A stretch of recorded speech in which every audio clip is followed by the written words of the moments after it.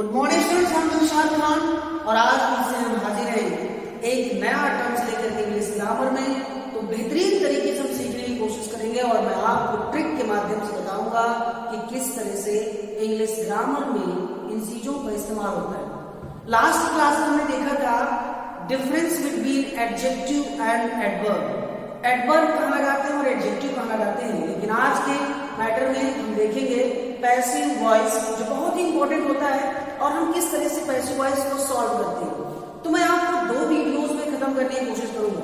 So now we are going to start the passive voice the new chapter. My children, I hope you understand very well about. You have any problem you can ask me through the call and comment and like that. So now the passive voice, देखिए passive voice कैसे बनेगा। देखिए voice जो होती है, voice को हम 2 तरह से बोल सकते हैं। एक तो हम उसको एक्टिव में बोलते हैं और या फिर उसको हम पैसिव में बोलते हैं। एक्टिव का मतलब होता है डायरेक्ट सेंटेंस होता है पैसिव, लेकिन जब इन दोनों वर्ड को मिलाएंगे हम तो क्या निकल के आगे मिलेगा, वो मिलेगा हमें टेंस। और आपको बाखूबियत से मालूम है कि जब हम कोई बोलते हैं तो टेंस के बगैर हम बोल ही नहीं सकते, चाहे वो प्रेजेंट में बात कर रहे हो, चाहे वो पास्ट में हो, चाहे फ्यूचर में। तो या तो पैसिव वॉइस टेंस की बनती है और या फिर किसकी बनती है, सेंटेंस की बनती है। तो आज की वीडियो में हम देखेंगे कि टेंस की पैसिव वॉइस किस तरह से बनाएंगे और मैं आपको बहुत बड़ा लेंथी करके नहीं बताऊंगा, डायरेक्टली आप एग्जांपल और उसके साथ साथ इतने सारे पॉइंट्स होंगे उनके बारे में डिस्कस करेंगे। तो देखिए टेंस, अब टेंस की पैसिव वॉइस हम किस तरह से बनाएंगे, बिल्कुल आसान तरीका मैं आपको बताऊंगा। जहां आपको कोई प्रॉब्लम समझ आए वीडियो को पॉज करिए और उसको नोट डाउन कर लीजिए, क्योंकि बिना नोट डाउन किए आप जिंदगी में कभी भी सक्सेस नहीं हो सकते। आपको नोट डाउन करेगा, फिर बनाएंगे, तभी आपको समझ आएगा। तो यहाँ पर हम लिख देते हैं एक्टिव और इधर हम लिख देते हैं पैसिव। ठीक है, 2 चीजें होंगी। अब हम एक्टिव में क्या करेंगे, जब वर्ब की फर्स्ट फॉर्म हो या डू या डज हो।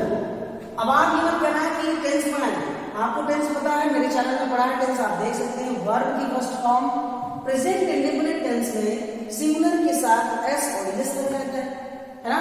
तो नंबर तो आप जानते होंगे ना, नंबर मैथ के नंबर नहीं, इंग्लिश नंबर मींस ग्रामर के number, singular number and plural number. Good.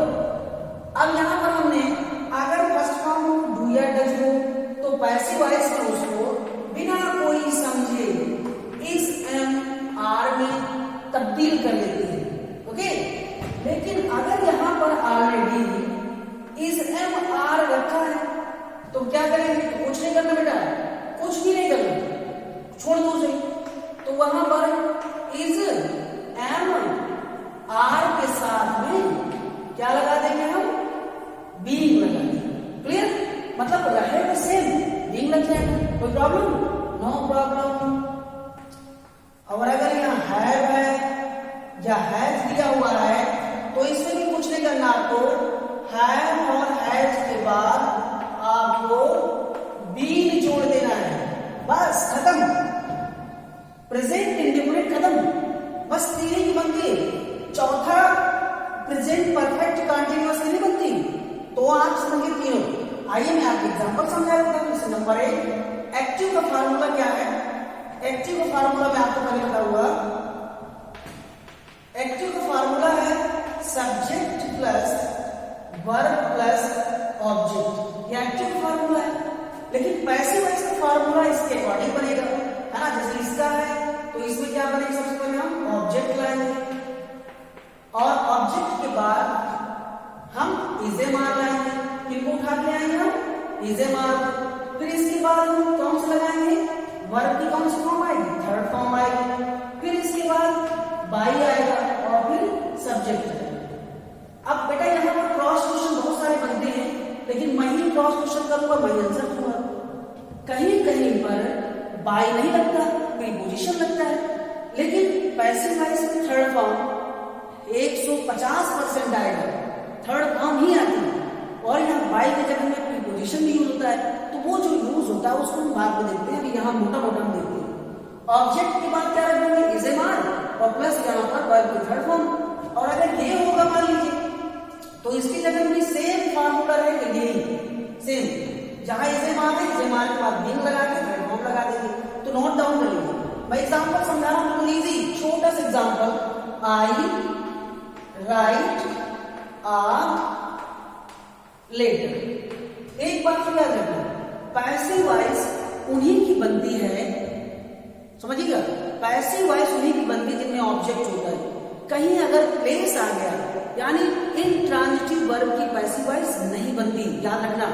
Intransitive verb का मतलब होता है कि जैसे उसमें ऑब्जेक्ट नहीं है, प्लेस दिया है, एमपी टाइप का नहीं हो, नो, एमपी टाइप का पढ़ा होगा, नहीं पढ़ा तो आपको बता देता हूं, एमपी टाइफाइड, ये चीजें आपको याद रखना। अगर ये चीजें लगा है तो उसकी पैसिव वॉइस नहीं बनेगी। नहीं बनने का मतलब होता है कि ऑब्जेक्ट हो और ये भी हो तो बन जाएगा। मैनर, प्लेस, देखिए प्लेस दिया है, टाइम, इंडेफिनिट, फ्रीक्वेंसी और डिग्री। अब आपको पता है डिग्री कितनी होती है, आपको पता है PCS, PCS, no no no no, provincial civil service, not positive, comparative and superlative, that's right, you understand, you better understand. तो यहां पर हमने फाइंड किया क्या, सब्जेक्ट, और ये क्या है, वर्ब है, और ये क्या है, ऑब्जेक्ट है। अब आपने देखा कि वर्ब की फर्स्ट फॉर्म लगी, भाई जाहिर सी बात, अगर पास्ट होता तो रोट होता, परफेक्ट होता तो रिटन होगा, तो हैव लगा रहता, फ्यूचर होता तो विल साइन होता, है ना। तो आप लोग समझ गए होंगे। तो फार्मूला क्या रहना है, ऑब्जेक्ट, ऑब्जेक्ट क्या है, लेटर। तो हमने क्या लगा दिया, अ लेटर। अच्छा, लेटर सिंगुलर है कि प्लूरल, तो चिल्ला के बता रहा है वो स्वयं, एक लेटर चिल्ला रहा है ना, हमें एस और एस नहीं देखना, यहाँ खुद बता रहा है एक लेटर। तो एक लेटर है तो बताइए क्या लगेगा, इज लगेगा, एम लगेगा, आर लगेगा, बताइए। मुझे आशा है कि आप बता दिए होंगे और कह रहे होंगे कि सर इज लगेगा। अ लेटर इज, अब क्या लगेगा हमको, थर्ड फॉर्म। थर्ड फॉर्म क्या है, रिटन। रिटन के बाद क्या लगाना है, बाई, और बाई के बाद सब्जेक्ट क्या है तुम्हारा, आई। तो आई का ऑब्जेक्टिव केस क्या होता है, मी, है ना। तो इस तरह से हो गया, लेटर इज रिटन बाय मी। अब आप 1 करोड़ सेंटेंस बनाएंगे फार्मूला में रख के, तो आप बना देंगे। आइए नेगेटिव देखते हैं। नेगेटिव में क्या है, जैसे कह दिया गया कि Radha does not cook the food, कुछ नहीं करना, अरे डज नॉट लग गया है, तो जहां डज हो वहां भी इसे मार करना है। फिर ये हो गया, देखिए फूड क्या हो गया आपका, ऑब्जेक्ट है, कुक क्या है, वर्ब है, और राधा सब्जेक्ट है। कमेंट में बताइए फटाफट जल्दी से, इसका आंसर मैंने बताऊंगा, आप खुद बताइए कि सर इसका क्या बनेगा, है ना। अब फूड देखिए यहां हो जाएगा,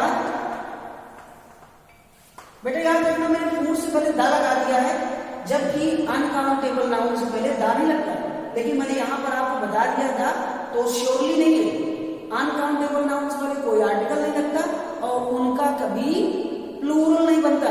क्या नहीं बनता, प्लूरल, क्लियर है। तो हो गया the food is not, the food is not, the food is not, okay. और इज नॉट लग गया, इज नॉट के बाद क्या है, कुक का कौन सा फॉर्म आएगा, कुक्ड। अब कुक्ड बाय क्या है, बाई, और राधा का कोई बंदा नहीं है, राधा एक नाम है, यहाँ पूरा हम रख देंगे क्या, राधा, ठीक है। अगर इंट्रोगेटिव होता तो क्या करते, तो इंट्रोगेटिव में इनको उठा के आगे रख देते, जिस तरह से ये रखा है उस तरह से, जैसे हमने यहां लिख दिया, do you not read your book, और मैंने यहां क्या लगा दिया, question mark, do you not read your book, ठीक है। तो यहां पर कैसे बनेगा, देखिए मैं आपको बता दूं,